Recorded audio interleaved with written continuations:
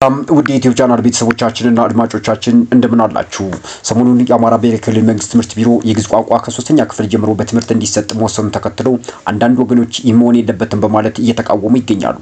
በምክንያትነት የሚያነሱትም በዋነኝነት የግዕዝ ቋንቋ የኦርቶዶክስ ተዋሕዶ ቤተክርስቲያን ሃይማኖታዊ ትምህርትና እሴትን የሚያስፋፋና ለኦርቶዶክስ ቤተክርስቲያን ካህናትና ዲያቆናት የሥራ ዕድል የሚፈጥር ስለሆነ ሙስሊሙን ያገለለ ነው የሚል ነው። ይህንን ተከትሎ የአዲስ አበባ ዩኒቨርሲቲ መምህር የሆኑት ዶክተር ሲሳይ መንግስቴ ይህን ሀሳብ ተናግረዋል። እነዚህ ወገኖች በተለይም ጽንፈኛ የሆኑ ሙስሊሞች አጋጣሚውን በመጠቀም የአማራ ክልል ትምህርት ቤት ልጆቻቸውን ክርስቲያን ለማድረግና የክርስትና ሃይማኖት የበላይነት ለማስፈን ጥረት እያደረገ ስለሆነ መቆም አለበት እስከ ማለት ደርሰዋልም ይላሉ። የሚገርመው ነገር እነዚህ ወገኖች ልጆቻቸውን ከመዋለ ሕጻናት ጀምሮ እንግሊዘኛ እንዲማሩ ፈቅደው አንዳንዶቹ ፈረንሰኛ ወይም ደግሞ አረብኛ የሚያስተምር ትምህርት ቤት አስገብተው እያስተማሩ የግዕዝን ትምህርት መቃወማቸው የሚገርም ነው ብለዋል። የግዕዝ ትምህርት ላይ የተነሳውን ተቃውሞና እየቀረበ ያለውን በምክንያት ስንመለከት አንድ ነገር ትዝ አለኝም ይላሉ። የብሔር ፖለቲከኛ አራማጆች አንድን ብሔር ህዝብ በጨቋኝነት ይፈርጁና ሌላውን ተጨቋኝ አድርገው ይሰብካሉ። ተጨቋኝ የሚሉት ብሔር ህዝብ ልጃቸው በቋንቋቸው እንዲማሩ ይሰብካሉ። ሆኖም የእነሱ ልጆች የሚማሩት በዓለም አቀፍ ትምህርት ቤቶች ነው። አሁን ላይ ተቃውሞ ከሚያቀርቡ ግለሰቦች መካከል የዚህ አይነት ሰዎች እንደሚኖሩ ይገመታልም ብለዋል።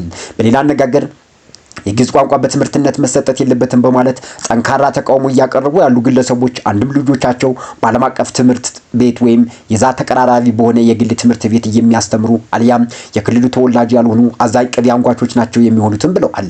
በእርግጥ አንዳንድ ወገኖች ሀሳብ በደንብ ሳይገባቸው ለሃይማኖታቸው ካላቸው ቀናያነት ተቃውሞን ተቀላቅለው ሊሆን ይችላልም ብለዋል። አክለውም ዶክተሩም እነዛም የግዕዝ ትምህርት በተቻለ መጠን ከሃይማኖት ተጽዕኖ ነፃ በሆነ መልኩ ተዘጋጅቶ በቋንቋነቱ ብቻ ሊሰጥ ይገባም በማለት አስረድተዋል።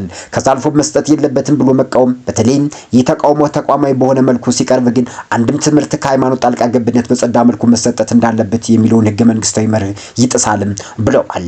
አክለውም ለማንኛውም የግዕዝ ቋንቋ የማወቅ ጠቀሜታን በመገንዘብ በትምህርትነት እንዲሰጡ ያደረጉ የዓለም ሀገራትና የትምህርትና የምርምር ተቋማት የሚከተሉት ናቸውም ብለዋል። ሰሜን አሜሪካ ሃርቫርድ ዩኒቨርሲቲ፣ አልቪኒ ዩኒቨርሲቲ፣ ፕሪንስተን ዩኒቨርሲቲ፣ ቶሮንቶ ዩኒቨርሲቲ፣ ፖልሱቪያን ዩኒቨርሲቲ የአሜሪካ ካቶሊክ ዩኒቨርሲቲዎች ናቸው። እነዚህ ዩኒቨርሲቲዎች የግዕዝ ትምህርትን እያስተማሩ ይገኛሉ ብለዋል። በመቀጠልም በአውሮፓ የሚገኙ የተለያዩ ዩኒቨርሲቲዎች የግዕዝ ቋንቋን እያስተማሩ ይገኛሉ ብለዋል።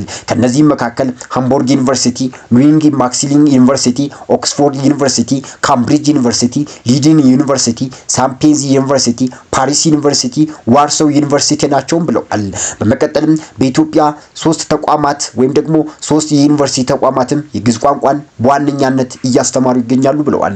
ከነዚህም መካከል አዲስ አበባ ዩኒቨርሲቲ፣ ባህር ዳር ዩኒቨርሲቲ፣ ደብረ ማርቆስ ዩኒቨርሲቲ ናቸውም ብለዋል።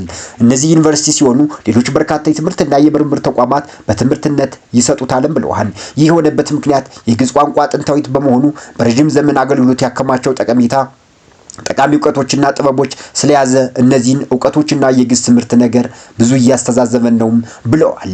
ውድ የዩቲዩብ ቻናል ቤተሰቦቻችን የተለያዩ መረጃዎች፣ ወቅታዊ መረጃዎች እንዲደርሷችሁ ሰብስክራይብ፣ ሼር፣ ኮሜንት፣ ላይክ ማድረጋችሁን እንዳትረሱ። ሰላም ለሀገራችን፣ ሰላም ለኢትዮጵያ።